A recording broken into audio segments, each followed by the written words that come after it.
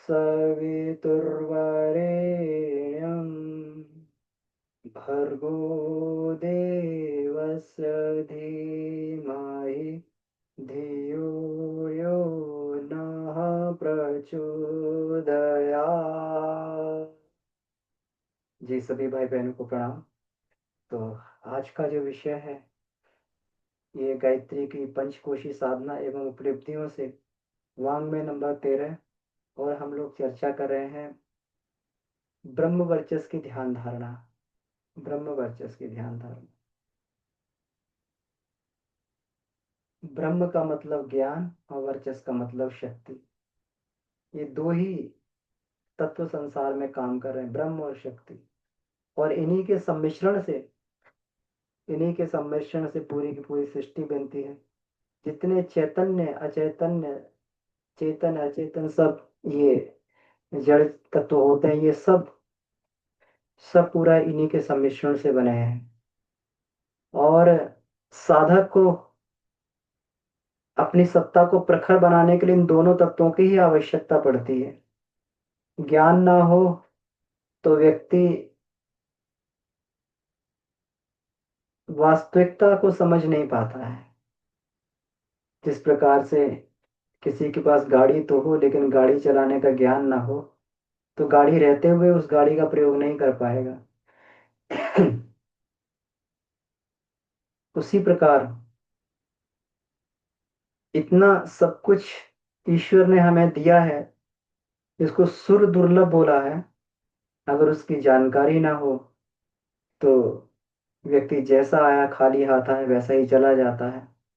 और ये होता भी है। सामान्य तौर पर देखा जाए, आए दिन जब लोगों को शरीर छोड़ते हुए देखा जाता है तो अगर आत्मिक प्रगति के नाम पर मूल्यांकन किया जाए तो लगता है कि जैसे के जैसे आए थे वैसे ही चले गए।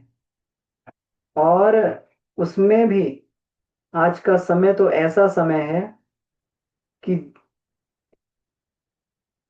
जैसे आए थे उससे अधिक बोझ और लाद के सिर पर चले गए। ये तभी बन पाता है जब ज्ञान नहीं होता है। हम लोग सब ज्ञान की साधना में लगे हुए हैं। और जिन साधकों ने भी ज्ञान की साधना को बड़ी सिंसियर ढंग से किया है वो जानते हैं कि जो परेशानियां हमें अज्ञानवश दिखाई देती थी वो तो कम से कम सारी समाप्त हो गई। जीवन सुखमय तो बना है। हर परिस्थिति में आनंदित रहने की स्थिति केवल एक ही रास्ते से मिल सकती है। वो है अपनी बुद्धि को, ज्ञान को विकसित कर लेना, बुद्धि को सूक्ष्म कर लेना। सूक्ष्म जिसको बोलते हैं, सूक्ष्म बुद्धि। इसी सूक्ष्म बुद्धि को प्रज्ञा बोलते हैं, इसी को रितंबरा बोलते हैं। बुद्धि सूक्ष्म होते ही ये संसार को देखने का दृष्टिकोण हमारा बदलने लगता है। इस संसार को देखने का दृष्टिकोण बदलने लगता है। अभी तक तो ऐसा लगता था कि संसार हमारे साथ अन्याय कर रहा है, नीति कर रहा है। लेकिन जब दृष्टिकोण बदल जाता तो लगता है ये तो सारा संसार ही अपना ही घर है। ये सारा का सारा जितना भी पसारा है ये पूरा का पूरा अपना परिवार है। और ये सब हमारे साथ में भला ही भला कर रहा है। ये हमें बहुत दे रहा है। ये सूक्ष्म बुद्धि का कमाल है। व्यक्ति की प्रसन्नता का ठिकाना नहीं रहता है। कभी कोई स्वजन मिल जाए भूला भटका तो कितनी प्रसन्नता होती है कि अपना कोई मिल गया। और चारों तरफ अपने अपने दिखाई देने लगे तो फिर प्रसन्नता का ठिकाना नहीं रहता व्यक्ति का। चारों तरफ लगता है कि ये तो सब अपने ही अपने हैं चारों तरफ। ये सब ज्ञान के माध्यम से होता है। और शक्ति के माध्यम से व्यक्ति अशक्त रहता है तो अशक्त पर सब आक्रमण करते हैं। रोग भी आक्रमण करेगा, चोर भी आक्रमण करेगा, डाकू भी आक्रमण करेगा, सब आक्रमण अशक्त पे करते हैं।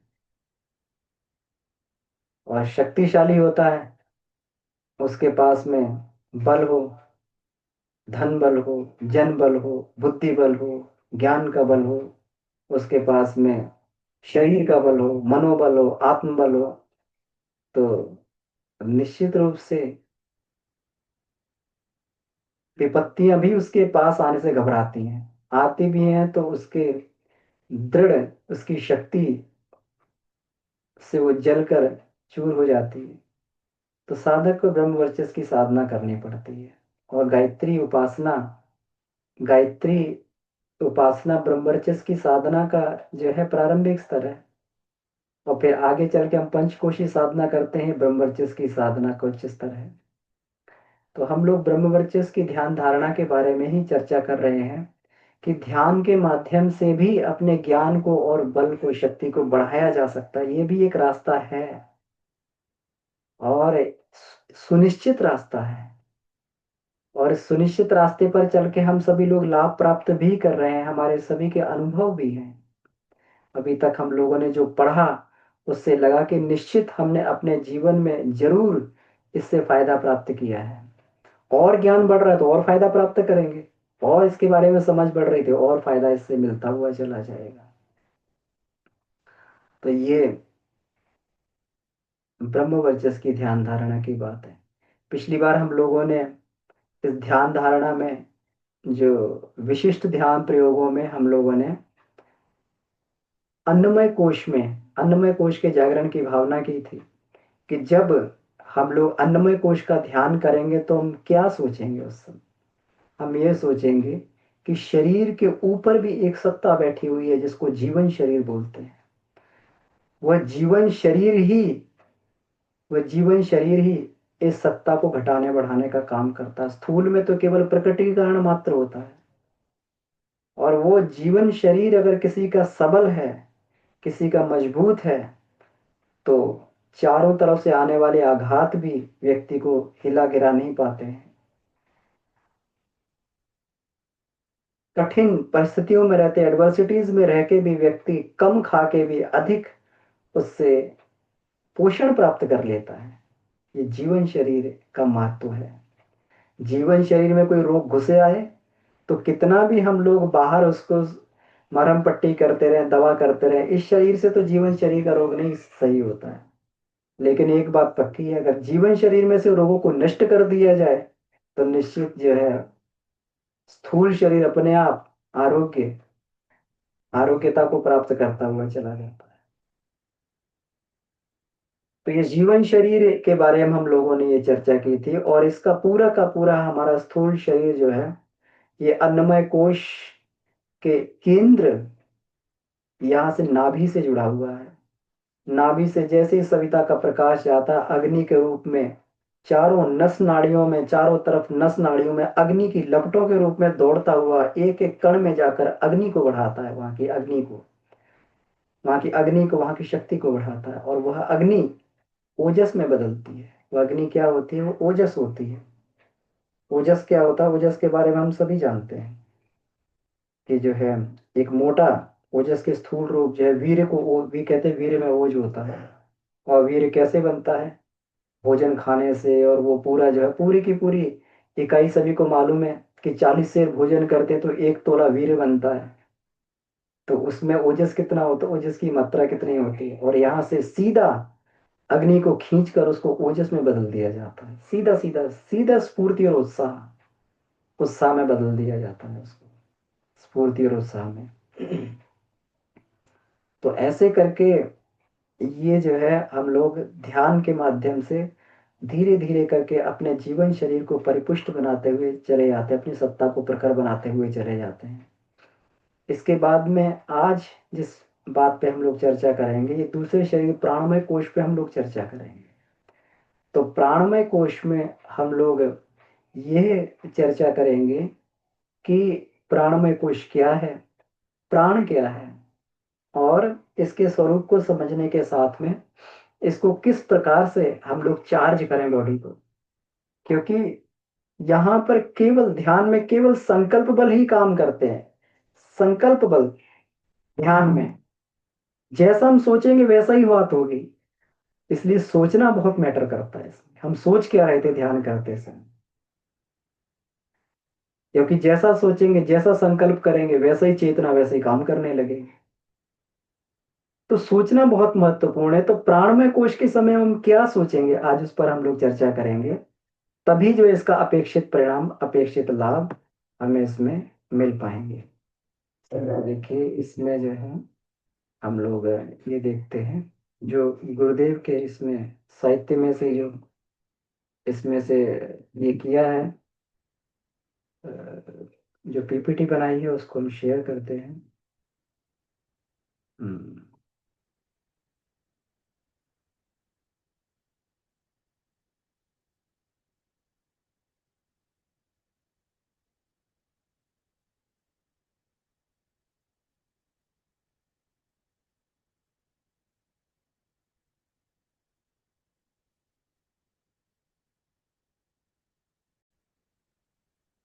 जी।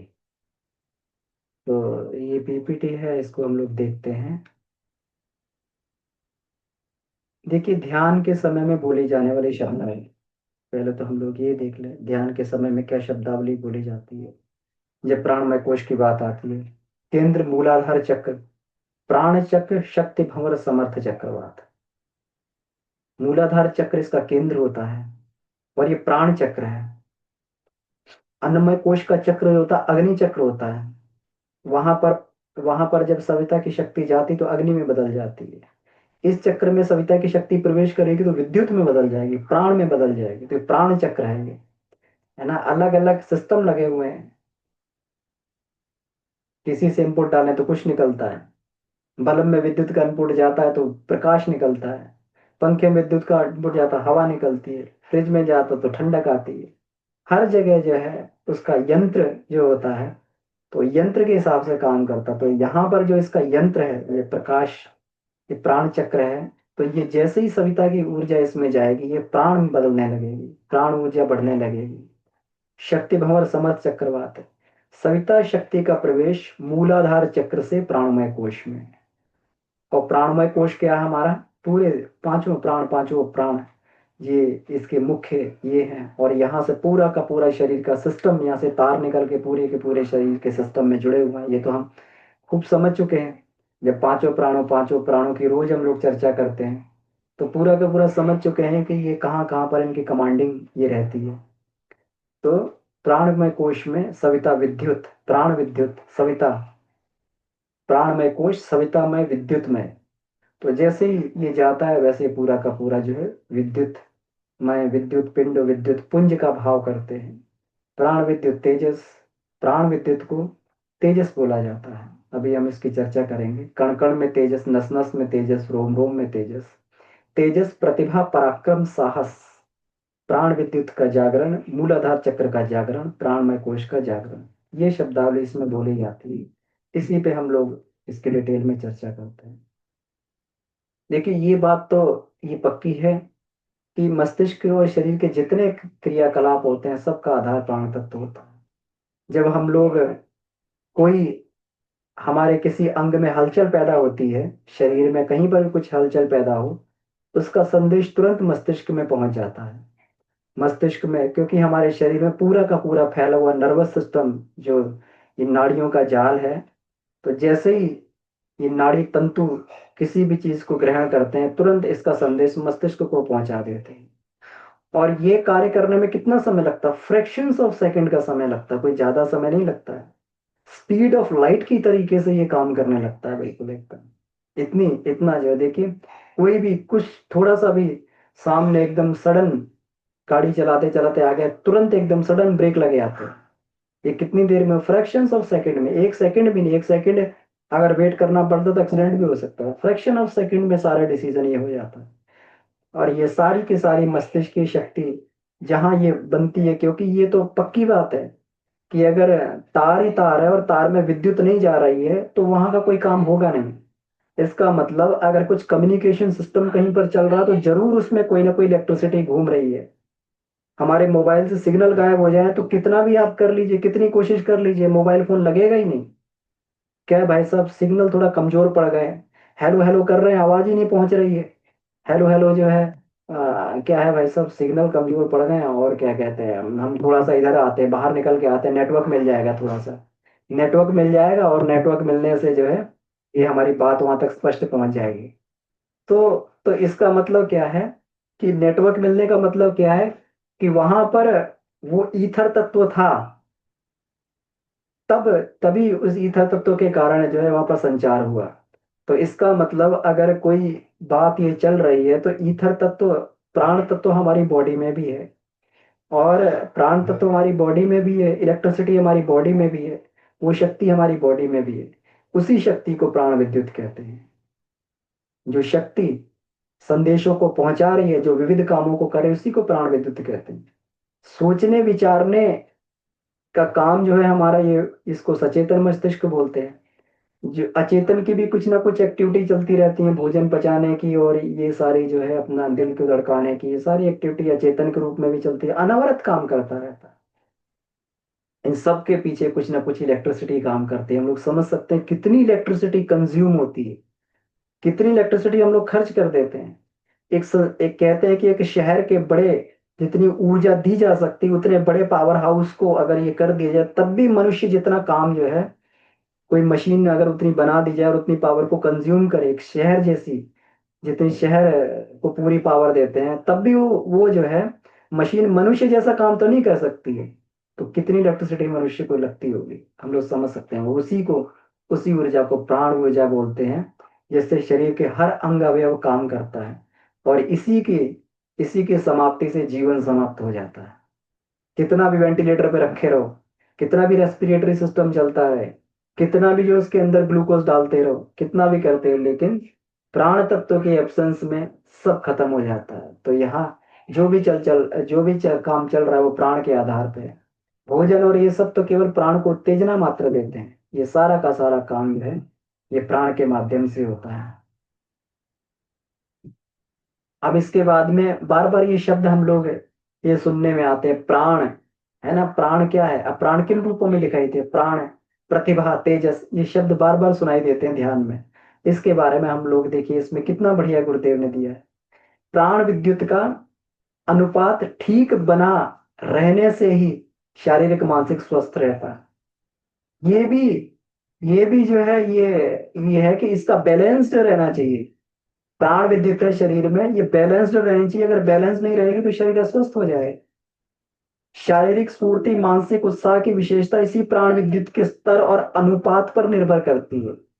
कितना स्तर है, कितना अनुपात है। अब देखिए, बढ़ने से मनुष्य उत्तेजित और चंचल दिखाई पड़ता है। कभी कभी प्राण विद्युत बढ़ जाए तो बड़ा उत्तेजित हो जाता है व्यक्ति, है ना। कहते हैं कभी कभी जो है बहुत लोग बताते हैं कि कोई योगिक क्रिया कर ली, ध्यान कर लिया या कुछ कर लिया, प्राण ऊर्जा बढ़ गई, है ना, तो बड़ा चंचल, जब तक उसका सिस्टम पूरा का पूरा उस प्राण ऊर्जा को सोखकर उसे नियोजित नहीं कर देता है, तब तक जो लोग ये साधनाएं करते हैं, ध्यान इत्यादि साधनाएं करते हैं, तो उन्हें कुछ थोड़ा साइड इफेक्ट दिखाई देते हैं। उन्हें लगता है कि चित्त बड़ा चंचल हो रहा है, ये जो बड़ा हुआ परेशानी हो रही है, बड़ी दिक्कत दिखाई दे रही है। तो इसमें जो है तो चंचलता बढ़ जाती है, उत्तेजना बढ़ जाती है, व्यक्ति को क्रोध आने लगेगा बार बार इसमें जो है। और घटने से जो आत्महीनता, संकोच, अनमनस्कता, उदासीनता, भीरुता, आशंका, है ना, डर, भय, ये सारी बुराइयां जो है घटने से पैदा हो जाती हैं। प्राणहीन व्यक्ति को, उसको जो है प्राणहीन व्यक्ति को हर जगह डर लगने लगेगा, हर जगह आशंका रहेगी, हर जगह। एक एक बच्चे से मैं मिला, तो उसने यही बताया कि मुझे यही आशंका रहती है कि मैं कोई भी सब्जी खाता हूँ, तो सब्जी खाते खाते भी मुझे आशंका रहती है कि सब्जी पे कहीं कोई सांप थूक तो नहीं गया। हो सकता है इस सब्जी पे जाके जहर थूक दिया हो उसने, या कोई कीड़ा इसके अंदर घुस गया हो और जो है वो कीड़ा मेरे अंदर जा रहा है। कभी कोई फल खाता हूँ तो मुझे यही वो होता है। कभी मैं कहीं जाता हूँ तो मुझे भय लगता रहता है कि कहीं कोई जो है कोई पीछे से आके मुझे काट ना ले, कोई पीछे से आके मुझे टक्कर ना मार दे। ऐसा ऐसा सुनने को मिला। वो बच्चा बड़ा बड़ा वो रहता था, परेशान रहता था बच्चा। पेरेंट्स ने बहुत इलाज कराया, सब जगह इलाज कराया, और स्कॉलर, एकदम जबरदस्त स्कॉलर था, एकदम पढ़ने में बहुत होशियार, आउटस्टैंडिंग। लेकिन ऐसी समस्या उसके अंदर बन गई कि वो जो है हमेशा उसको ये समस्या बनी रहती है, उसके कारण उसका पूरा भविष्य चौपट हुआ जा रहा था। तो फिर उससे बात हुई तो उसको एक ही सलाह दो, ने कहा तुम गायत्री मंत्र की साधना करो और ध्यान करो। गायत्री मंत्र की साधना करो, ध्यान करो, योग करो। तो धीरे धीरे करके उसकी बहुत सारी चीजें ये सुधरने लगी, उसके अंदर आत्मबल बढ़ने लगा। उसने बताया कि मुझे फायदा हो रहा है, मुझे इससे जो है ये हो। तो तो देखिए ये सारी चीजें जो है आशंका इत्यादि सब समाप्त हो जाती है। चेहरे पर चमक, आंखों में तेज, मन में उमंग, स्वभाव में साहस, प्रवृत्तियों में पराक्रम, इसी विद्युत प्रवाह का उपयुक्त मात्रा में प्रवाहित होना सिद्ध करता है। मतलब विद्युत प्रवाह उपयुक्त हो रही है तो ये सारे के सारे लक्षण, चेहरे में तेज, आंखों में, चेहरे पर चमक और आंखों में तेज और साहस इत्यादि सभी ये लक्षण दिखाई देंगे। और इसे एक शब्द में अगर कहा जाए तो इसी को प्रतिभा कहा जाए। हम लोग कंफ्यूजन रहता है प्रतिभा है क्या। तो प्रतिभा प्राण की बैलेंस्ड अवस्था है, बैलेंस्ड, संतुलित मात्रा को ही प्रतिभा कहते हैं। या संतुलित मात्रा होगी तो व्यक्ति जो भी काम करेगा वो पूरी क्वालिटी के साथ में करेगा, पूरी उसको जो है अपना सब कुछ बढ़िया बेटर क्वालिटी के साथ में वो परफॉर्मेंस परफॉर्म करने का प्रयास करेगा। इसी को प्रतिभा कहते हैं, है ना। ना ज्यादा परेशानी में घबरा जाना, ना ज्यादा जो है उसमें उसमें क्या कहते हैं ये हो जाना, हमेशा अपना बैलेंस्ड स्तर रखें, बिल्कुल एकदम। अध्यात्म विज्ञान में इसी तत्व को तेजस कहा जाता है, इसी को तेजस कहते हैं, प्रतिभा को ही तेजस कहा जाता है अध्यात्म की भाषा में। जब हम लोग तेजस बढ़ने की भावना करते हैं तो अब से हमें ये सोचना चाहिए कि क्या सोचना चाहिए हमें कि प्राण हमारे बैलेंस्ड, प्राण प्राण की मात्रा हमारे अंदर संतुलित हो रही है, संतुलन बन रहा है प्राण का, ये हमें सोचना चाहिए। जहां पर भी कोई अनबैलेंसिंग है, सविता के प्राण के प्रभाव से जैसे ही हमारे प्राण तत्व में घुल रहा है, सब जगह बैलेंसिंग हो रही है, सब जगह बैलेंसिंग हो रही है। जब बैलेंसिंग होगी तो रोम रोम से प्रतिभा फूटने लगेगी, रोम रोम से तेजस निकलने लगेगा। तो तेजस और कुछ नहीं, प्राण शक्ति की उपयुक्त मात्रा है, उपयुक्त मात्रा एकदम। शरीर के इर्द गिर्द फैला हुआ विद्युत प्रकाश तेजो वलय कहलाता है, ये तो सब लोग जानते हैं, ओरा कहलाता है। और ये ओरा का जो मुख्य कारण होता है ये भी यही होता है, ये प्राण तत्व होता है। तो अब प्राणमय कोश की ध्यान धारणा को क्यों किया जाए, देखिए इसमें कितना सुंदर गुरुदेव ये बताते हैं, इसमें बताते हैं चलते हैं कि प्राण ही जीवन है। और और ऐसा नहीं है, जिस प्रकार से ऑक्सीजन हमारे लिए आवश्यक है तो ईश्वर ने इतनी बढ़िया व्यवस्था कर दी कि चारों तरफ ऑक्सीजन दे दी है, कितना बढ़िया है। जो हमारे लिए जो महत्वपूर्ण तत्व है, ऐसा नहीं है कभी बोतल में भर के ऑक्सीजन ले जानी पड़ेगी, हर जगह कैरी करनी पड़ रही है, अगर कहीं नहीं मिली तो मर जाएंगे। कितना भगवान कितना दयालु है। जिस चीज की हमें हर क्षण आवश्यकता है वो हर जगह उसको भर दिया है ऑक्सीजन के रूप में। इसी तरीके से प्राण तत्व की हमें आवश्यकता तो हर कण कण में प्राण प्रचुर मात्रा में भरा हुआ है, जहां जाएंगे प्राण मिलेगा। कितना अच्छा लगता है, कितना अच्छा लगता है कि जहां पे जाए हमें सर्विस मिल जाए, है ना। वहां जाएंगे तो हमारा फोन चलेगा, वहां जाएंगे तो हमें एटीएम मिलेगा, वहां जाएंगे तो हमें ये मिलेगा, ये सुविधा मिलेगी। अगर सारी सुविधाएं मिल जाए तो वाह बल्ले बल्ले, फिर तो कुछ करने की आवश्यकता ही नहीं, वहां तो बहुत बढ़िया बात है ना। तो जो है भगवान का कितना पूरे विश्व ब्रह्मांड में प्राण तत्व भरा हुआ है और हर व्यक्ति अपने अपने अपनी आवश्यकता आवश्यकता के अनुरूप खींचता रहता है। चींटी चींटी जितना खींचती है, हाथी हाथी जितना प्राण खींचता है, सबको प्राण बल मिलता है, उतना उतना प्राण बल सबको मिलता है, अभीष्ट मिलता है ना। और इसके अलावा अगर खींचना हो तो फिर संकल्प बल से खींचना पड़ता है, इसको संकल्प बल से कि अब हम प्राण को खींच रहे हैं और खींच रहे हैं। सुबह रोज हम लोग साधना करते हैं, प्राणायाम की साधना करते हैं, तो प्राणायाम प्राणायाम की साधना में संकल्प बल से प्राण को खींचा जाता है। यही कहते हैं ना, प्राण तत्व आकर हमारे मूलाधार में प्रवेश कर रहा है, हमारी वासना को समाप्त कर रहा है, हमारे विकारों को समाप्त कर रहा है, ये इसका कुंडलिनी शक्ति का ऊर्ध्वागामन हो रहा है। ये सारे के सारे हम लोग अपने आप को ये संकल्प हम अपने अंदर करते हैं और प्राण तत्व वैसे बढ़ता हुआ चला जाता है, ऐसा महसूस भी होता है। तो अपनी पात्रता के अनुरूप जो है जिसको जितना चाहिए उसको उतना मिलता है ना। लेकिन अब देखिए बहुत सुंदर बात कही है इसमें, ध्यान देने योग्य बात है। प्राणमय को महाप्राण का भंडागार बना देने की, अपने प्राणमय कोश को, प्राणमय कोश को महाप्राण का भांडागार, महाप्राण का मतलब इसको पावर हाउस बना दिया जाए। पावर हाउस होता है ना कि वो जो है पावर को लेता है और सप्लाई करता है। तो इसको महाप्राण का भांडागार ऐसा बना दिया जाए कि हमारे लिए तो प्राण ऊर्जा हो जाए और भी चार छह की कमी हम पूरी कर दें। लोग ऋषियों के पास में, संतों महात्माओं के पास में जाया करते थे। उनके सानिध्य से ही उनके बहुत सारे रोग समाप्त हो जाते थे। रोते रोते आते तो हंसते हंसते जाते थे वहां से। क्यों? लबालब उसमें निकलते हुए प्राण के संप्रेषण से व्यक्ति के अंदर की प्राण की कमी पूरी हो जाती थी। उसके अंदर की जो है, कहीं कोई प्राण की कमी से बीमारियां वो भी सही हो जाती थी। लोग ईसा मसीह के बारे में कहा करते थे कि उनको स्पर्श करने से जो है लोगों के पाप नष्ट हो जाते, रोग ठीक हो जाते। लोग उनको स्पर्श करने के लिए भागा करते थे, लोगों को स्पर्श किया करते थे। अपने ऋषियों मुनियों संतों महात्माओं के हम लोग जो पैर छूते हैं, इसीलिए छूते हैं कि उनका प्राण का अनुदान हमें मिल जाए। तो महाप्राण का सबसे पहला उद्देश्य प्राणमय कोश को महाप्राण का भंडागार बना देने की, है ना। प्राण विद्युत के चमत्कारी सत्परिणाम प्राप्त करने की, जो चमत्कारी दिखने वाले हैं, जो सामान्य स्तर पर नहीं देखे जाते, चमत्कारी। अब अपने प्राण से अगर किसी को कुछ, ये किसी का जीवन बदल दिया, किसी को समझा दिया, किसी को ये कर दिया, तो ये तो चमत्कारी परिणाम ही हो गया, चमत्कारी बात ही हो गई। ये वैसा हमारी बात नहीं सुनता है, आपकी बात सुन लेगा। गांधी जी के पास जाते थे लोग कि बाबू हमारी बात नहीं सुनता, आप ही समझाओ।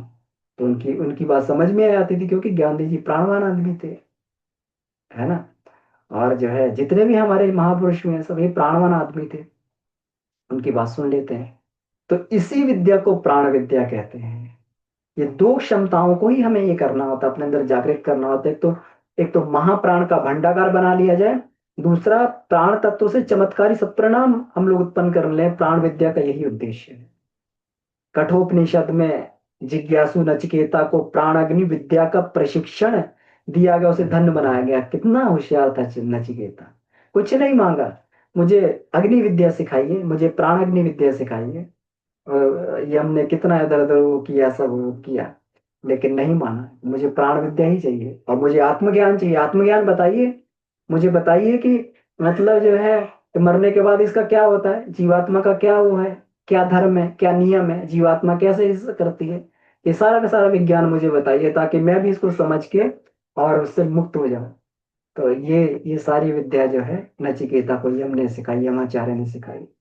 और यमाचार्य भी देखिए कितना प्रलोभन देते रहे, है ना। ये प्राण साधना में जब हम लोग ये साधना करते तो भांति भांति के प्रलोभन हमारे जीवन में भी आते हैं। ये इतनी आसान नहीं होती। हर कोई व्यक्ति इसको जो है चरम तक नहीं पहुंच पाता, व्यक्ति बीच में ही रुक जाता है, लोभ आ जाता है, लालच आ जाता है। जैसे ही थोड़ा सा प्राण आया, हमारे काम संसार में बहुत बढ़िया होने लगते हैं, लोग हमारी बात को बहुत सुनने लगते हैं। तो बस हम अपना जो है ये चालू कर देते हैं, अपना काम चालू कर देते हैं। तुम्हारा ये हो जाएगा, तुम्हारा वो हो जाएगा, और ये है वो है, अपनी धाक हर जगह जमानी चालू कर देते हैं, है ना। अपने जो है क्षमताओं का प्रयोग पूरा का पूरा, अरे ये काम तो मुझसे बहुत जल्दी हो रहा है, मैं ये भी कर दूंगा, वो भी कर दूंगा, वो भी कर दूंगा, मैं इतना कर दूंगा, उतना कर दूंगा। अपना जो पूरा का पूरा सर्वस्व हम पूरा संसार में झोंक लेते हैं। तो यही है, यही यमाचार्य जो है नचिकेता को लालच दे रहे थे। और ये लालच हमें जो है ईश्वर हमें भी लालच देता है। यहीं पे रुक जाए तो बढ़िया है। कहीं ऐसा तो नहीं है कि ये चेक करते हैं इसका उद्देश्य क्या है, ये प्राण साधना करना चाहता तो उसका उद्देश्य क्या है। अगर चवन्नी भर का उद्देश्य है तो वही फिर क्यों इसको जो है 1 रुपए का शिक्षण दिया जाए, और 5 पैसे 10 पैसे चवन्नी दे के संतुष्ट हो रहा है, तो फिर इसको क्यों बढ़ाया जाए, क्यों उतनी सहमत उठाई जाए, वहीं पे इसको लगे रहने दिया जाए, लगे रहो वहीं पे। तो ये बड़े लोभ और लालच हमारे जीवन में आते हैं ऐसे, हमें सावधान रहना चाहिए। गुरुदेव बार बार बार बार सावधान करते हैं इसमें, है ना। हम लोग का उद्देश्य एक लोक सेवी का उद्देश्य हम लोगों का है। हम लोग किस लिए साधना कर रहे हैं, हमारा उद्देश्य बहुत उच्च स्तरीय है। हमें आदर्शों के रास्ते पे चलना है, और उस रास्ते पे चलने के लिए बहुत प्राण की आवश्यकता पड़ेगी, सामान्य प्राण से काम नहीं चलेगा। हम लोक सेवियों को दिशाबोध पुस्तक पढ़ चुके हैं, उसके बाद में कोई संशय रहना नहीं चाहिए हमारे जीवन में, इसको समझ के। ब्रह्मचर्य साधना में प्राणमय कोश की ध्यान धारणा से इसी दिशा में आशाजनक प्रगति कर सकने का मार्ग प्रशस्त होता। मतलब पूरे की पूरी प्राण अग्नि विद्या जो है इसी ध्यान धारणा के माध्यम से हम लोग सीख सकते हैं। यही उद्देश्य के लिए ये स्पेशल स्पेशल कोर्स बनाया गया। स्पेशल कोर्स हम लोग समझ नहीं पा रहे, अब इसकी धीरे धीरे हमें इसकी महत्व समझ में आ रहा है। हम भी करते रहे जब तक बोध नहीं था, लेकिन अब इसके महत्व समझ में आने लगा तो हम लोग समझ रहे हैं उस गुरु का कितना बड़ा उपकार है, कितना बड़ा सिस्टम जो है इसको पूरा करने में लगा हुआ है। हम लोग समझते नहीं है कि जब हम इसमें बैठते हैं तो कितना बड़ा सिस्टम हमारे आसपास काम करने लगता है, पूरा का पूरा प्रकृति का सिस्टम इस ध्यान में काम करने लगता है। प्राणमय कोश से विभूतियां खिंच के आ रही हैं, अन्नमय कोश से विभूतियां खिंच के आ रही हैं, वहां से आ रही हैं, वहां से आ रही हैं, पूरी की पूरी प्रकृति लगी हुई है, कायनात पूरी की पूरी जो है इसमें लगती है जब इस साधना को किया जाता है। तभी तभी तो गंगा यमुना का संगम बनता है। प्राणमय कोश का जो केंद्र होता है मूलाधार चक्र होता है। आहार का परिपाक एवं उपयोग पूरे शरीर में होता है, पर मुख ही उसे ग्रहण करता है। इसी प्रकार जो है प्राण तो पूरे शरीर में होता है, लेकिन मूलाधार चक्र का नियंत्रण उस पर होता है। मूलाधार चक्र उसका सेंटर पॉइंट होता है। और मूलाधार चक्र को जो इसमें गुरुदेव ने बताया है, कभी फील भी होता होगा कि ये गुदा गह्वर में प्राय 3 अंगुल की गहराई पे होता है। गुदा गह्वर है ना, जो हमारा गुदा होता है उसमें 3 अंगुल की गहराई पे पोले स्थान पर होता है। मल मूत्र छिद्रों के बीच में एक पोला स्थान होता है, सीवन बोलते हैं। सीवन में ही ये रहता है, ये कहीं किसी त्वचा से भी स्पर्श किया हुआ नहीं होता, और ना ये कोई गुच्छक होता, ना प्लेक्सस होता, ना हार्मोन ग्रंथियां होती हैं। हाँ ये है कि इसके मूलाधार के प्रकाश से प्रभावित होकर वो उस तरीके का जो है उसमें इफेक्ट रहते हैं वहां के ऑर्गन्स में, लेकिन उनमें से कोई भी मूलाधार चक्र नहीं होता। मूलाधार चक्र तो बिल्कुल सूक्ष्म होता है, उस गहराई में सूक्ष्म रहता है। और ये चक्र के बारे में गुरुदेव ने समझाया हुआ है कि चक्र सूक्ष्म होता है। स्थूल केंद्रों से तो इसकी संगति थोड़ी बैठाई जा सकती है, क्योंकि उस स्थूल ऑर्गन्स के कारण में थोड़े से लक्षण उसमें प्रकट होने लगते हैं उसके, तो ये रहता है। लेकिन ये चक्र तो सूक्ष्म ही होता है, ये परमाणु घटकों की तरह आंखों से नहीं देखे जा सकते। इनका केवल स्वरूप समझना तो इसकी प्रतिक्रिया के आधार पर ही समझा जाता है। इसका स्वरूप, चक्र का स्वरूप समझना हो कि कब कौन सा चक्र उत्तेजित हो रहा है, कब कौन से चक्र में स्फुरन हो रहा है, तो शरीर में क्या घट रहा है ना। जब जब इसमें ये आज्ञा चक्र में स्फुरन हो रहा है तो शरीर में क्या घट रहा है, मन में क्या घट रहा है ना। मूलाधार चक्र में स्फुरन हो रहा है तो शरीर में क्या घट रहा है, कैसे हो रहा है, कहाँ प्राण बढ़ रहा है, कहाँ घट रहा है, कैसे हो रहा है। तो इसकी गतिविधियों के आधार पर, इसको सूक्ष्म बुद्धि के आधार पर इसको समझना पड़ता है। तो प्राणमय कोश का तो ये केंद्र मूलाधार चक्र होता है। प्रवेश द्वार से तात्पर्य देखिए, बहुत महत्वपूर्ण बात है। प्रवेश द्वार हम लोग कहते हैं ना, प्रवेश द्वार क्यों बोला जाता है, कहाँ घुसने का रास्ता है। यही व्यष्टि और समष्टि का संपर्क बिंदु है, जिसको हम लोग कभी कभी ब्लैक होल भी बोल देते हैं। ब्लैक होल से कहते हैं कि व्यक्ति जो ब्लैक होल में चला जाता है वो चतुर्थ आयाम में पहुंच जाता है। जो चीज ब्लैक होल में चली जाती है वो दोबारा वापस नहीं आती है ना, क्योंकि वो दूसरे आयाम में चली जाती है, उसका आयाम बदल जाता है। और लंबाई चौड़ाई ऊंचाई से हो सकता है उसका आयाम कुछ और हो जाए, उसका आयाम चेतना में बन जाए, प्राण में बन जाए, उसको किसी आयाम में भी बन सकता है, किसी आयाम में परिवर्तित हो सकता है। तो इस तरीके से ये जो है व्यष्टि और समष्टि के संपर्क बिंदु होते हैं।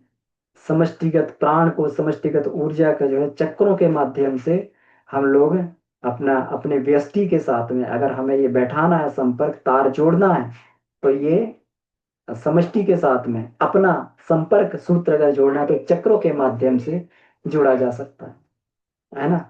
और ये अपनी धुरी पे घूमता रहता है, जैसे परमाणु घूमता रहता है वैसे घूमता रहता है।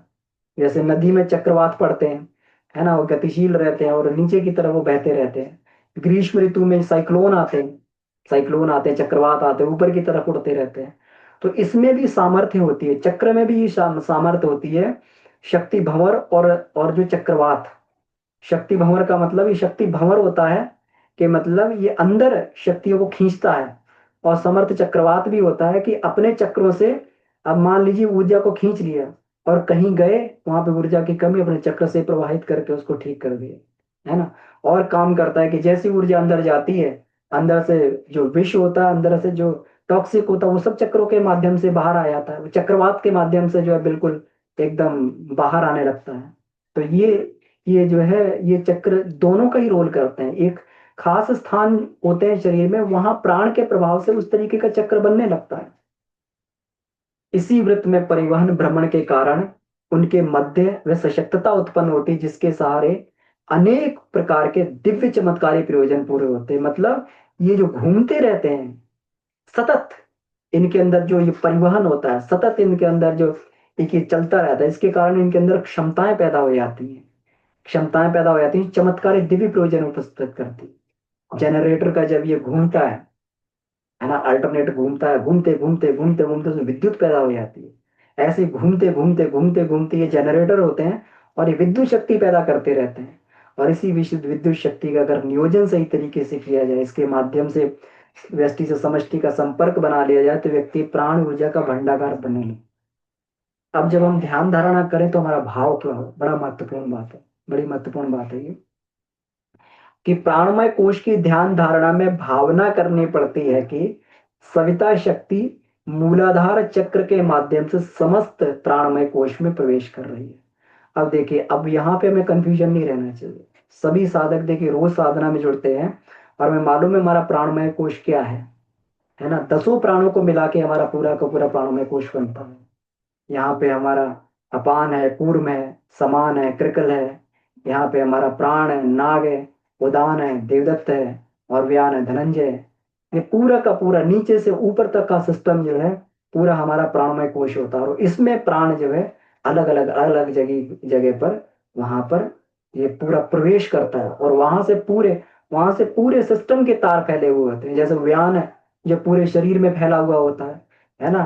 और जो है उदान और देवदत्त हाथों पैरों को और इसको जो है पूरे शक्ति देते हैं, वैसा करते हैं हाथों को, कंधों को। और ये जो होता है हमारा, ये इसको ये शक्ति देते हैं पूरा का पूरा, पूरे जॉइंट्स में इसका वो होता है, उदान प्राण होता है। तो ऐसे करके सारे के सारे तार ये प्राण के फैले हुए हैं सब जगह। वहां से जैसे ये चक्रों में वहां पर प्राण जाता है, प्राण के केंद्रों में वहां से जाता है, तो पूरे के पूरे नस नस में फैलने लगता है। ऐसा हमें भाव करना चाहिए। जितना हमारा संकल्प बढ़िया होता है, जितना हम चीजों को हमने शुरू में ही पढ़ा था, जितना बढ़िया हम लोग जो है इसका भाव चित्र बनाने लगेंगे, उतना ही बढ़िया है इसका ये काम करेगा, ये उतना बढ़िया सिस्टम ये काम करने लगा। और भाव चित्रों के साथ में श्रद्धा जितनी प्रगाढ़ होगी, ऐसा हो रहा है, ये हो रहा है, बिल्कुल हो रहा है, जरा भी संशय नहीं, हो रहा है, हो रहा है, इतनी श्रद्धा। तो तो वहां पर जो है फिर ये काम करने लगता है। सविता की विद्युत शक्ति, तेजस, काया में संव्याप्त बिजली के साथ मिलकर उसकी क्षमता को असंख्य गुना बढ़ा रही है। हमारी काया में तो पहले से बिजली है, लेकिन जैसे ही सविता की शक्ति प्रवेश करी, वैसे जो असंख्य गुना बिजली बढ़ गई, एकदम फटाफट जो है, एकदम बिल्कुल एकदम बिजली बढ़ गई। एकदम जैसे एक और बैटरी जो है उसमें लगा दी हो एकदम उसमें, और जो है एकदम पूरी उसकी इंटेंसिटी को बढ़ा दिया हो। इसलिए उसकी स्थिति विद्युत पुंज एवं विद्युत पिंड जैसी बन जाती है। तो पूरे पूरे के शरीर को जैसे ही हम लोग ये देखेंगे, तो विद्युत पिंड के रूप में, विद्युत मतलब जो इसमें अंदर बिल्कुल एकदम बिजलियां सी कौंध रही हैं। जैसे तारों में कभी कभी दिखाते हैं ना, तारों में से बिजली निकलती तो चमकीली पार्टिकल्स के रूप में वो कौंधती हुई दिखाई देती है, ऐसी ये विद्युत पिंड पूरा का पूरा बन गया है। साधक ध्यान करता है कि मेरे नस नस में, कण कण में, रोम रोम में सविता से अवतरित विशिष्ट विद्युत प्रवाह गतिशील हो रहा है। विशिष्ट विद्युत प्रवाह सविता से उतर रहा है और मेरे अंदर गतिशील हो रहा है। मेरा एक एक बॉडी सेल उससे चार्ज हो रहा है, प्राण विद्युत से। आत्मसत्ता प्राण विद्युत से ओतप्रोत एवं अलौकिक हो रही है ना। आत्मसत्ता प्राण विद्युत से ओतप्रोत एवं अलौकिक हो रही है। यह दिव्य विद्युत प्रतिभा बनकर व्यक्तित्व को प्रभावशाली बना रही है। अब देखिए, साथ साथ में भी भाव करते जाएंगे कि ये जो है एक एक कण कण में जाके उसकी प्रतिभा को बढ़ा रहा है, उसकी मानसिक क्षमताओं को बढ़ा रहा है, उसके प्राण को बैलेंस कर रहा है। ये बात सोचते जाएंगे। अब देख कितना सोचना होता है ध्यान में, है ना। अब जितना हमें मालूम होता है उतना सोचते उतना फायदा मिल जाता है, और ज्यादा सोचेंगे तो ज्यादा फायदा मिलेगा। अपने पराक्रम साहस का जागरण तथा दूसरों को उच्च स्तरीय सहयोग प्रदान प्रोत्साहन दे सकना इसी बढ़ी हुई विद्युत के सहारे संभव हो पाता है। जब ये विद्युत बढ़ती है, व्यक्तित्व हमारा प्रभावशाली होता है, तो फिर जो है दूसरों को प्रोत्साहन दे के आगे बढ़ा देना, है ना, दूसरों का सहयोग कर देना। अपने अंदर साहस का जागरण, साहस महसूस होता है, परेशानियों से व्यक्ति घबराता नहीं है। ये सारा का सारा अनुदान जो है प्राण से मिलता हुआ चला जाता है। और ऐसी इसको सभी को बढ़ता हुआ देखना चाहिए कि हमारे अंदर साहस बढ़ रहा है, पराक्रम बढ़ रहा है, हमारे अंदर तेज बढ़ रहा है, हमारे हमारा प्राणमय कोश ये जो है बढ़ रहा है। प्राणमय कोश की ध्यान धारणा के समय अपने प्राण में सविता के प्राण की प्रचुर मात्रा मस्ती भरती और बढ़ती जाने की आस्था जमाई जाती है। ये आस्था जो है बहुत हमें स्ट्रॉन्ग करनी होती है कि ये जैसी सविता की ऊर्जा प्रवेश करी तो ये हमारे अंदर बढ़ रही है, बढ़ती जा रही है, बढ़ती जा रही है, बढ़ती जा रही है। जैसे होता है ना, बैटरी चार्ज होती जाती है तो उसका जो है वो पॉइंटर बढ़ता जाता है, बढ़ता जाता है, बढ़ता जाता है। फुल चार्ज हो जाती है तो उसमें देखिए लगता सारे के सारी लाइटें उसमें जल जाती हैं, सारा का सारा जो है फुल बैटरी चार्ज हो गया। ऐसे ही हमें सोचना चाहिए कि ये लाइट जो है जलती जा रही, जलती जा रही, इतनी चार्ज हो गई, इतनी चार्ज हो गई, इतनी चार्ज, फुल चार्ज हो गई। ऐसे करके हम लोगों को इसमें ये भाव करना चाहिए बिल्कुल एकदम। अब देखिए, ये कल्पना की उड़ान नहीं है वरन एक सुनिश्चित यथार्थता है। सुनिश्चित यथार्थता, ये कौन कह रहे हैं? गुरुदेव कह रहे हैं, मैं नहीं कह रहा ऐसा।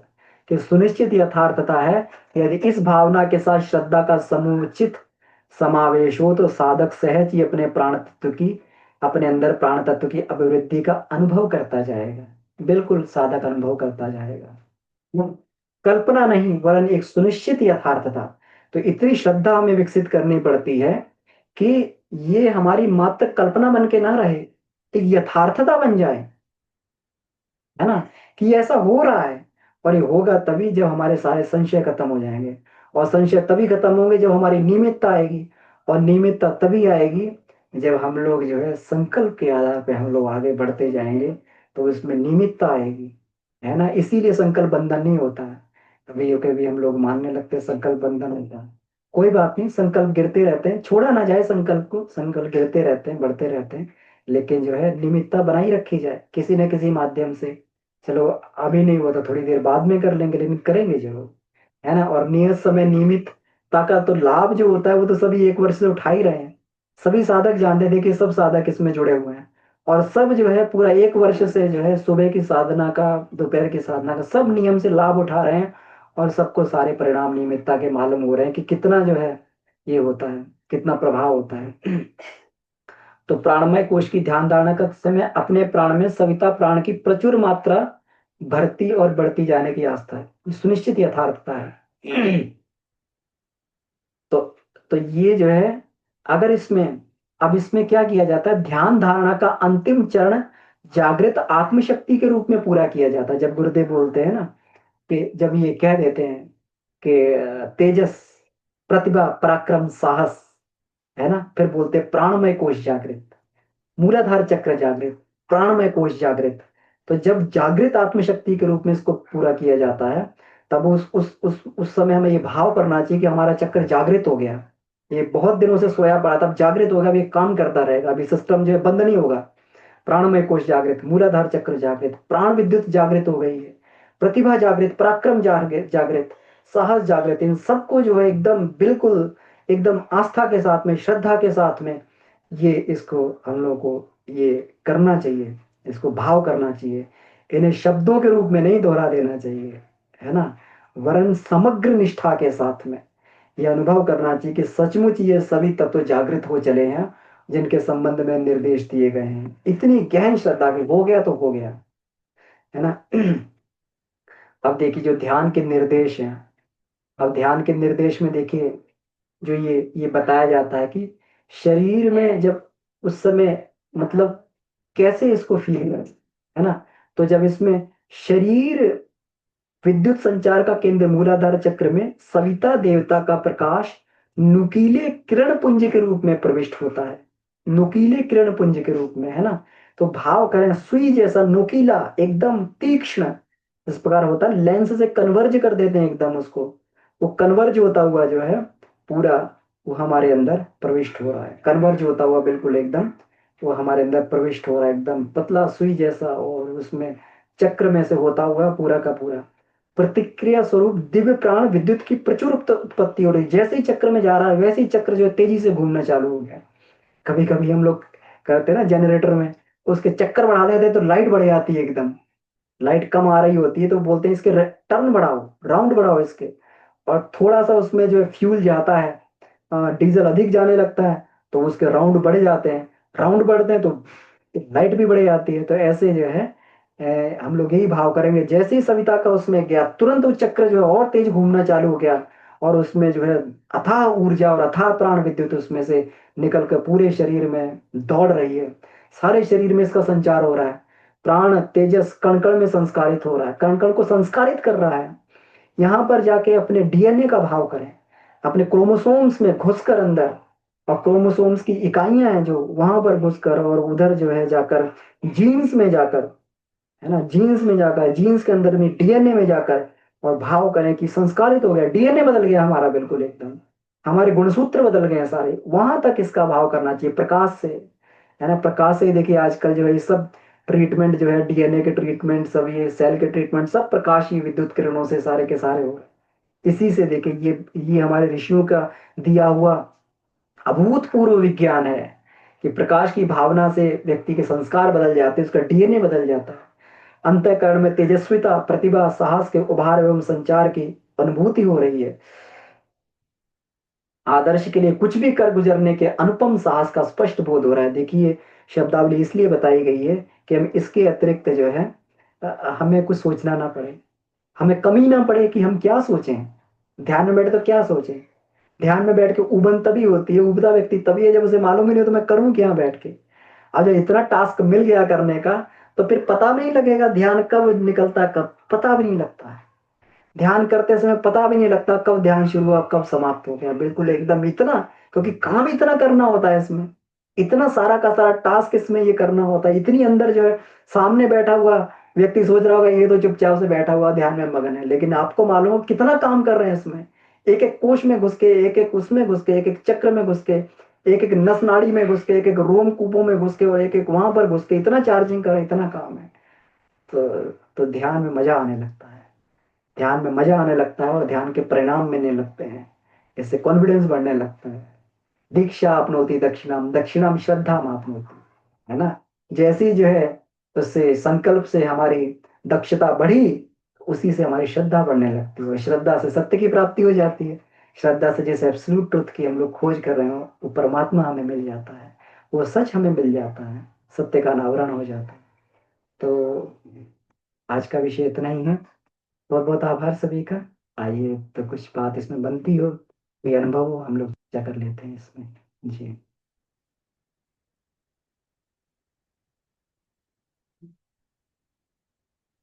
इसमें ये करता, हाँ, क्षमा करें, मैंने म्यूट कर दिया था सबको। तो इसमें मैं सभी को अलाउ कर रहा हूँ, तो आप हैंड रेज करके या फिर अपने आप को अनम्यूट करके बात कर सकते हैं। जी।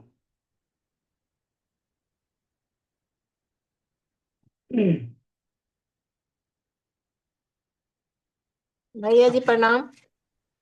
दीपड़म। ओ, जब ध्यान करती हूँ भैया तो पैर में काफी झिनझिनी होती है। हाँ तो दीदी, पैर में झिंझिनी होती है ना, तो इसका मतलब है अभी थोड़ी सी नस नाड़ी में ब्लॉकेज है ना। तो उसके लिए थोड़ा जी आसन प्राणायाम का अभ्यास अधिक बढ़ाएंगे आप, तो धीरे धीरे जी करके सही हो जाएगा, फिर झिंझिनी नहीं होगी। कभी जी। कभी पैर बैठा बैठा सो जाता है, कभी ये हो जाता है ना। तो थोड़ा प्राणायाम वगैरह का अभ्यास कर लें उस समय में। प्राणायाम तो करती हूँ भैया, लेकिन सारे दिन रहती है झिनझिनी, हल्का हल्का, लेकिन उस समय ज्यादा रहती है। हाँ तो कहीं ना कहीं ब्लॉकेज हो, कहीं ना कहीं ये होगा जरूर, है ना। तो लंबे समय के अभ्यास से जब आप आसन करती हैं, जी जी भैया करती हूँ। हाँ, तो इसका थोड़ा अभ्यास जैसे जैसे आपका बढ़ता जाएगा, है ना, कहीं सिस्टम में ब्लॉकेज होगी तो धीरे धीरे खत्म होती जाएगी। तो उसको जी जो है भैया। आसन के अभ्यास से, प्राणायाम के अभ्यास से, गायत्री मंत्र के जप से, ये सारे के सारे ब्लॉकेज ही सही होते हैं, और फिर जो है जी झिंझिनी वाली समस्या नहीं होती है। और कभी हो भी एक्चुअली जाए, भैया ध्यान ध्यान पैर नहीं मुड़ता अच्छे से, तो ध्यान मैं कुर्सी पर बैठ के ही करती हूँ, तो उस कारण से भी होता है क्या? देखिए उसमें, उस कारण से कुर्सी पे बैठने से आपको पैर में, ये तो एक नॉर्मल सिम्टम है, आपने महसूस किया होगा कि कुर्सी पे बैठने से आपका पैर सोता है क्या, जी है ना। और कभी जो है शिथिलता थोड़ी सी आती, क्योंकि ध्यान में क्या होता है ना कि हम लोग जब ध्यान करते हैं तो ब्लड का प्रेशर कम होने लगता है, ये फ्लो कम होने लगता है, हार्ट कम पंपिंग करता है ना, धीरे धीरे जी शरीर शिथिल होने लगता है। तो उस समय होता जी है कि हो सकता है कि शरीर जब शिथिल होने लगता है कि थोड़ा सा उस समय ये हो तो ये पैर वैर सोने लगता है उस समय, है ना। तो उसमें यही है कि जैसे प्राण ऊर्जा जैसे जैसे बढ़ती जाएगी तो फिर उस समय शरीर शिथिल भी हो जाएगा, तब भी जो है संकल्प बल पूरा जागृत रहेगा और फिर शरीर को दिक्कत नहीं आएगी। तो ये लंबे समय के अभ्यास से धीरे धीरे होता जाएगा दीदी। आसन प्राणायाम को करते रहें, है ना। जी भाई। जो है सुबह सुबह का जो आसन प्राणायाम है ये करते रहे, ध्यान करते रहें, गायत्री मंत्र जप करते रहें, तो धीरे धीरे करके ये समस्या बिल्कुल समाप्त हो जाएगी। जी भैया धन्यवाद। जी, धन्यवाद प्रणाम। दीदी। प्रणाम। भाई साहब प्रणाम। जी भाई साहब प्रणाम। अ, इसका मतलब है कि प्राण को हम लोग एक शक्ति या ऊर्जा समझें। जी भाई प्राण साहब को, बिल्कुल। तो इसमें प्राण वायु, प्राण अग्नि, प्राण विद्युत, ये क्या उसका फॉर्म है? ये सब एक ही शक्ति के नाम है भाई साहब, है ना। उसी को प्राण अग्नि बोलते हैं, उसी को प्राण विद्युत बोलते हैं। ये जी सब एक अच्छा। ही चीज के, जैसे प्राण अलग अलग फॉर्म में बदलता चला जाता है। अग्नि की उसमें बदल रहा है तो प्राण अग्नि हो गई, है ना। अगर उसमें विद्युत की फॉर्म में उसमें बदलता है तो उसमें जो है ये प्राण विद्युत हो गई, क्योंकि ये प्राण ही सब जगह कन्वर्ट होता है। अब यही प्राण है, इसको हम लोग जो है ये कहते हैं स्थूल शरीर में होता है तो प्राणाग्नि बोलते हैं, है ना। प्राणाग्नि बोलते हैं। फिर इसको जो है योगाग्नि बोलते हैं, जीवाग्नि बोलते हैं, आत्माग्नि बोलते हैं, ब्रह्माग्नि बोलते हैं। अलग अलग कोशों में प्राण होता है तो अलग अलग कोशों के नाम के हिसाब से इसका एन्यूमरेशन, इसका ये हो जाता है, नॉमेनक्लेचर बदल जाता है। तो है मूल में सब प्राण तत्व ही। अच्छा, एक दूसरा छोटा प्रश्न है कि कहीं हमने सुना था कि समर्थ गुरु जो होते हैं तो साधक में प्राण का संप्रेषण करते हैं, चाहे वो सैकड़ों मील दूर बैठे हों। इस संबंध में थोड़ा बताएं। अभी भी करते हैं। यही तो तथ्य हम लोग चर्चा कर रहे थे ना, कि जब हम लोग उनसे थोड़ी भी ट्यूनिंग बैठाते हैं, और ये समर्थ गुरु के प्राण तत्व से जुड़ने का ही माध्यम है। ब्रह्मचर्य की ध्यान धारणा उनकी प्राण ऊर्जा प्राण संप्रेषण के बिना पूरी ही नहीं हो सकती है ना। तो उनकी प्राण संप्रेषण के बिना पूरी नहीं हो सकती, ये बात पक्की है। कि समर्थ गुरु ने आप भी अगर बैठ के जो है, क्योंकि गायत्री साधक के इसमें ये सिद्धि के लक्षण बताए हुए हैं गायत्री साधक के, है ना। सिद्ध होने के लक्षण बताए हुए हैं गायत्री साधक के, जो गायत्री महाविज्ञान भाग एक में। तो सिद्ध गायत्री साधक जो है प्राण के प्रयोग कर सकता है, उसके पास प्राण प्रचुर मात्रा में होता है। आप चाहें आप भी किसी को दूर बैठे बैठे ठीक कर सकते हैं अपना प्राण का अनुदान देके। और ये ध्यान का जो आधार है, ये ब्रह्म वर्चस्व की ध्यान धारणा दो ही आधारों पे काम करती है। एक जो है ईश्वरीय सत्ता का प्राण संप्रेषण जो वहां से हो रहा है, और दूसरा साधक का मनोभाव, साधक का भाव। ये दोनों के मिलने से ही ये बात बनती है। तो प्राण संप्रेषण तो होता ही है, और प्राण संप्रेषण से ही जिस प्राण को हम लोग खींच रहे हैं, जिस ऊर्जा को खींच रहे हैं, वो वही ऊर्जा है, ईश्वरीय ऊर्जा, इसको हम सविता की ऊर्जा बोलते हैं। जी भाई, बहुत बहुत धन्यवाद। जी। हो गया क्लियर। जी। तो ये बिल्कुल पोटेंशियल ही है। जैसे हाई पोटेंशियल से लो पोटेंशियल पे चीजें चलती हैं, तो पोटेंशियल डिफरेंस से हमारा करंट फ्लो होने लगता है। वैसे ही जो है प्राण का अगर ये होता है तो आवागमन होने लगता है। अगर किसी में प्राण अधिक है, कम प्राण वाले के अंदर प्राण का संचार कर सकता है। जी बिल्कुल। इसमें गोकुल जी भाई साहब का आया कि विटामिन चेक करवाएं, इसकी गड़बड़ी से भी झंझनाहट होती है। बिल्कुल सही है। मेडिकल सलाह जो है हम लोग ले लें डॉक्टर से। कभी कभी जो है इसमें ये विटामिन की कमी या फिर मेडिकल उससे जो है ये बात बन जाती शुगर है। भी भाई साहब चेक करना चाहिए, शुगर। जी जी डॉक्टर साहब आप कुछ कह रहे हैं। जी मैं कह रहा हूँ शुगर भी चेक करनी चाहिए। डायबिटीज में भी ये झंझनाहट होती है, डायबिटीज बहुत ही हाँ कॉमन है आजकल। हाँ। बिल्कुल बिल्कुल। हाँ तो देखिए अभी स्पेशलिस्ट लोग हमारे साथ में विशेषज्ञ हैं, तो मेडिकल हमें ये भी वो भी लेना चाहिए इसका। जी जय गुरुदेव भैया प्रणाम। जी। 150 ग्राम। जी। जी भैया, ये पूछना था कि ये उदान प्राण को कैसे हम ये कर सकते हैं। जैसे जॉइंट पेन वगैरह हो गया, एंकल में पेन है, तो उसको हम कैसे कर सकते हैं। तो उसके लिए कौन सा प्राणायाम लेना पड़ेगा। देखिए जॉइंट में जो पेन होता है ना, तो सबसे पहले तो इसका जो है बड़ा ही इतने सूक्ष्म स्तर पे जाने की आवश्यकता ही नहीं है। जॉइंट का पेन जो है इसमें देखिए यहाँ पे डॉक्टर साहब वगैरह ये सब लोग बैठे हुए हैं। तो जैसे जैसे शरीर में वात बनता है ना, वात बनने से बॉडी में पेन अधिक होता है। अब वो चाहे जॉइंट का हो, चाहे वो कहीं पर भी हो, है ना, वात इत्यादि की समस्या होती है। और भी समस्याएं हो सकती हैं, मुख्यतः तो मुझे लगता है कि यही समस्याएं होती हैं। क्योंकि कभी कभी जो है कुछ ऐसा भोजन कर लिया जाए जो अधिक वात प्रदान हो, तो शरीर में पेन चालू हो जाते हैं। उस दिन अधिक पेन रहता है बॉडी में, जिसको कहते हैं बादी खाना खा लिया तो शरीर में बॉडी पेन अधिक रहता है। तो भोजन पे ही कंट्रोल करके अन्नमय कोश की साधना से भी देखिए बहुत कर अपना ये नेचुरल डाइट पे अगर हम लोग आ जाएं, भोजन में कच्चे चीजों को जो है ये सब हम लोग ये प्रयोग करते हैं, तो इससे भी हमारा जो है, और जो वात वाले फूड है इनका थोड़ा कम प्रयोग करें, तो इससे बहुत कर हमारे जो बॉडी पेन सही हो जाते हैं शरीर के। और जब हम आसन करते हैं, आसन से भी हमारी दूषित वायु जो ये करते हैं हम लोग, पवन मुक्त आसन है, ये सब सूक्ष्म व्यायाम करते हैं, जॉइंट में मूवमेंट करते हैं, इससे भी बहुत सारी हमारी दूषित वायु अंदर से निकल जाती है जॉइंट से, है ना। तो वो सारा भी बहुत जॉइंट को आराम देता है। जॉइंट पेन के लिए जो जॉइंट मूवमेंट का अभ्यास बहुत बहुत कारगर है। ये करेंगे धीरे धीरे करके, तो धीरे धीरे करके से जॉइंट भी हील होने लगते हैं अपने आप। वहां पर प्राण ऊर्जा का संप्रेषण होगा और वो जॉइंट भी अपने आप ठीक होने लगेगा, है ना।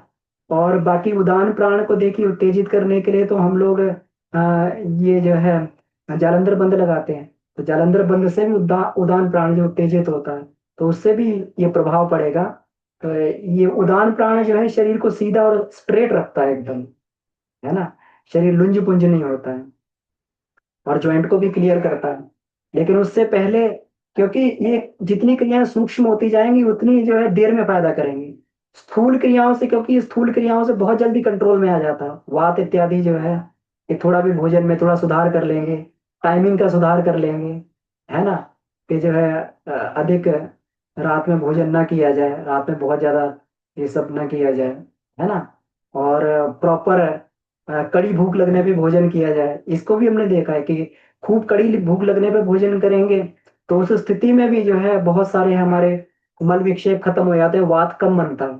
क्योंकि जठराग्नि जितनी प्रदीप्त होगी उतना जो है इससे जो है वात कम बनेगा, वात फॉर्मेशन कम होगा, और इससे आराम मिलेगा। जी। बाकी डॉक्टर साहब हैं हमारे साथ में, और भी भाई लोग हैं, तो अपनी बात को इसमें और भी बता सकते हैं इसमें। जी। बहुत बहुत भैया धन्यवाद भैया, बहुत सुंदर। जी। प्रणाम भैया। जी प्रणाम। दी प्रणाम। हाँ भैया, हाँ मैं भी यही शेयर करना चाहती। कुछ महीने पहले ना मैं I was detected with rheumatic problem. तो मैं तो हमेशा आसन प्राणायाम करती थी। तो पवन मुक्तासन तो मेरा हर रोज का रहता ही है, 5-10 मिनट का। तो उससे मेरे को फायदा हुआ। मैंने दवाई नहीं ली, डॉक्टर ने बहुत सारे दवाई दिए, मैंने दवाई नहीं ली। सिर्फ आसन प्राणायाम और हमारे ये जो ध्यान धारणा के साथ ही मैंने इसको ये किया। लेकिन मुझे ये जानना है कि कौन कौन से फूड है, अनाज है, खाना है जो वात को बढ़ाता है, वो उसका मेरा नॉलेज नहीं है। तो उसका थोड़ा अगर आप नॉलेज दे तो अच्छा रहेगा। कोई किस तरह का फूड हम अवॉइड करें। देखिए फूड के ऊपर डॉक्टर साहब का बहुत रिसर्च है, आदरणीय केडी जोशी जी हमारे साथ में जुड़े हुए हैं। जी, अगर भोजन के, आलोकपात करें तो बहुत अच्छा हाँ, होगा भैया। भोजन के ऊपर इनका बहुत सारा लंबा हाँ शेर है।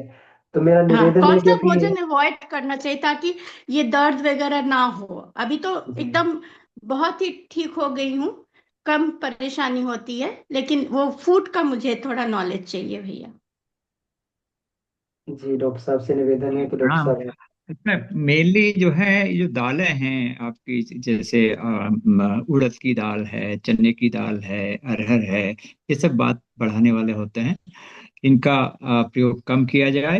और ज्यादा आप अगर फ्रूट्स और वेजिटेबल्स को ज्यादा लेते हैं, फलों और सब्जियों का इस्तेमाल ज्यादा करते हैं, अनाज को कम लेते हैं, तो उसमें उससे डेफिनेटली फर्क पड़ता है। और आप जो कर रही हैं अपना योग प्राणायाम का रोल तो है ही, सबसे ज्यादा रोल उसका ही है खाने में। अगर यही है जो बात वर्धक है, वो आपको खुद ही पता लग जाता है कि किसको खाने से आपको ये तकलीफ हुई है।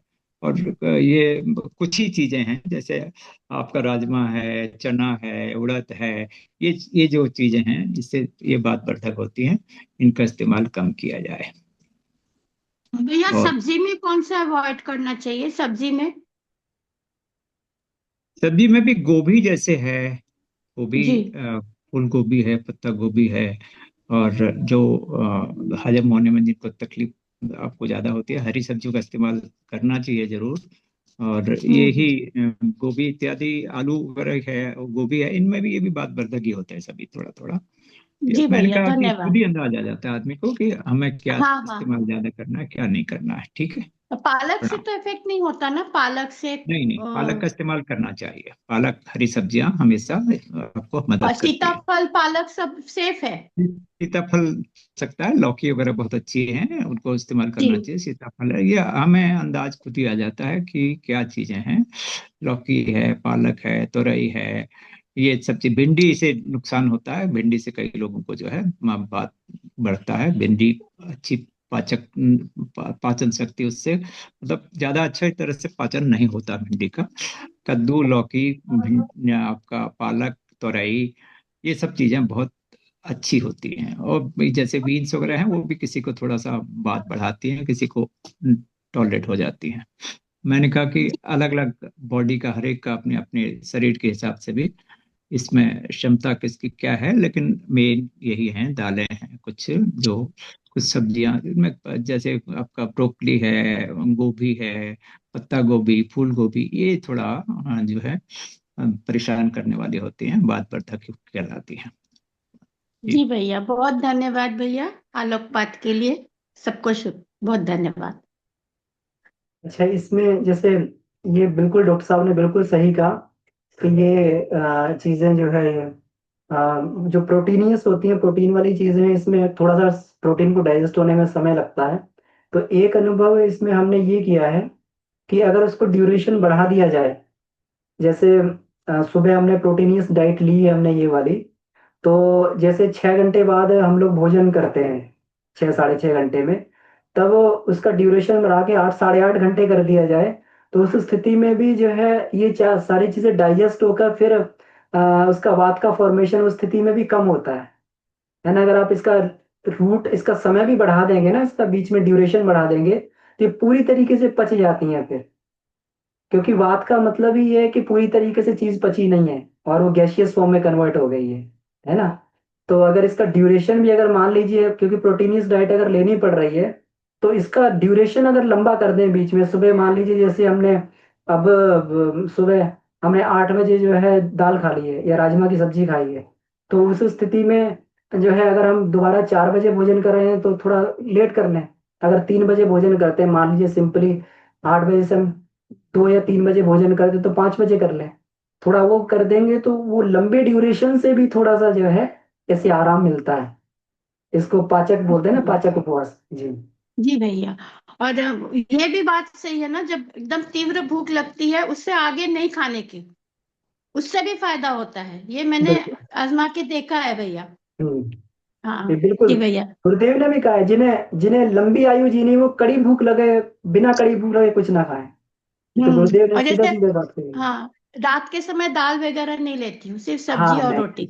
हाँ बिल्कुल इससे जैसे मैं डॉक्टर साहब ने सही हो बताया। गई, इससे मैं ठीक हुई जल्दी।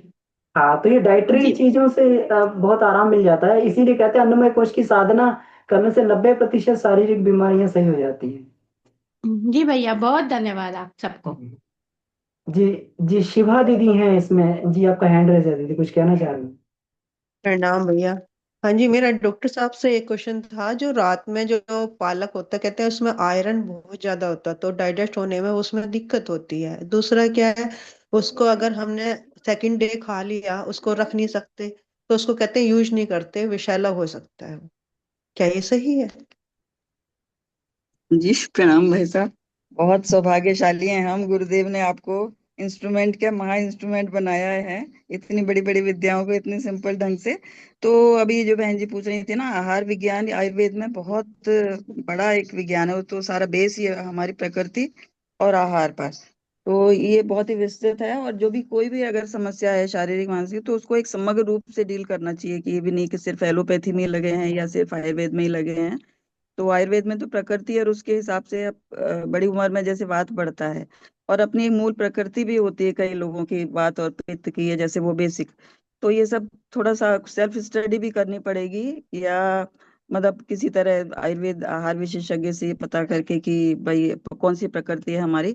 और ये जो अभी बहन जी पालक की बात कर रही थी ना, पालक में और इन चीजों में ऑक्जेलेट्स ज्यादा होते हैं। तो आयुर्वेद में तो इसको उस ढंग से पहले पुराने लोग करते, बॉईल करके उसका एक्सेस जो है वो क्षार निकाल देते थे। पर अब मॉडर्न साइंस ये कहता है कि उसमें तत्व जो होते हैं उनको यूज करो, वो होता है। तो रात को ये आयुर्वेद में वातवर्धक आहार बिल्कुल मना है, और इतना लंबा ये विज्ञान है ना कि 2 4 10 मिनट में नहीं हो नहीं सकता। तो लोगों को थोड़ा खुद भी स्टडी, और ये ऑक्सीलेट होते हैं, दोबारा गर्म करेंगे तो नाइट्रेट्स जो है वो नाइट्राइट्स में परिवर्तित हो जाते हैं, और वो बड़ा खतरनाक होते हैं। इसलिए हमारे यहाँ देखिए फ्रेश खाना बनाया जाता था, 6 6 दिन का रखा, और अभी सुबह बना दिया, शाम को खा लिया, फिर गर्म कर दिया। तो ये सब इसमें होते हैं, चुकंदर में ऐसे बहुत सारे पदार्थ हैं जिनमें ये नाइट्रेट्स होते हैं, और नाइट्राइट्स में कन्वर्ट हो जाते हैं रीहीट करने की वजह से। तो जितना हो सकता है उसी, जब आपको खाना हो कोशिश करिए उसी समय आप बनाइए, और उसी समय उसको यूज कर लीजिए। अब आपको रात को खाना है दोबारा ना, और रात को ये सब वायुवर्धक आहार मना है, फूल गोभी बंद गोभी, बाकी बाकी अपने शरीर को पता भी चल जाता है कि क्या चीज है। और दूसरा, कड़ी भूख लगने पर गुरुदेव ने इसलिए कहा है कि आयुर्वेद में ये कहा है कि जो अगर अनडाइजेस्टेड फूड है, आपको जठराग्नि आपकी प्रबल नहीं है, आपने खाना डाल दिया उसमें जबरदस्ती कि टाइम हो गया है या जो भी जिस भी वजह से, तो वो क्या होता है कि वो अनडाइजेस्टेड रह जाता है, जिसको आम आयुर्वेद की भाषा में कहते हैं आम। अनडाइजेस्टेड फूड वो टॉक्सिन होता है एक तरह का, वो जा जाके जगह जगह जमा हो जाता है, ज्यादातर जोड़ों में जमा होता है, तो वहीं पर प्रॉब्लम करता है। इसलिए आयुर्वेदिक जब ट्रीटमेंट करते हैं वो चिकित्सा पंचकर्मा, उसमें पहले सबसे इसको निकालते हैं, पूरा डिटॉक्स करते हैं बॉडी को, तब उसके बाद में ट्रीटमेंट जो है वो फायदेमंद होता है।